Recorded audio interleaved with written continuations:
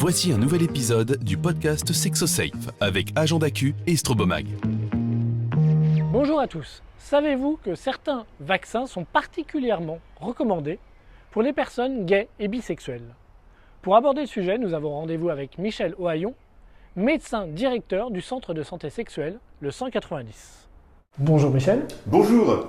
Quels sont les vaccins recommandés pour les hommes gays et bisexuels et qu'est-ce qu'ils permettent de prévenir? Alors, il y a 3 vaccins qui sont recommandés. Celui contre l'hépatite B, parce qu'il y a une incidence forte de l'hépatite B dans la communauté gay et c'est une maladie qui fait des morts quand même, donc c'est important.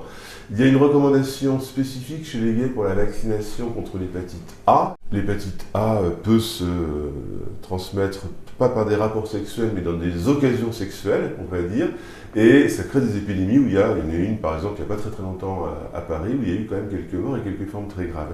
Et depuis peu, la vaccination contre le papillomavirus, le HPV, qui est recommandée chez tous les garçons maintenant, mais aussi chez les hommes gays jusqu'à 27 ans, parce que l'incidence est très forte, parce qu'il y a des cancers du canal anal, parce qu'il y a des cancers de la gorge. Tout ça sont des pathologies graves qui sont évitables.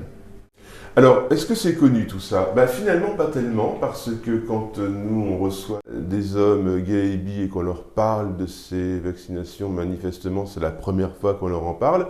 Et pour ce qui est des indications spécifiques de vaccination chez les gays, je pense que c'est assez mal connu de mes collègues médecins en général. Donc, il y a une vraie information à donner. Combien de temps dure exactement la protection de ces vaccins? Une fois qu'on est correctement vacciné, la protection peut durer aussi longtemps que la vie de la personne concernée.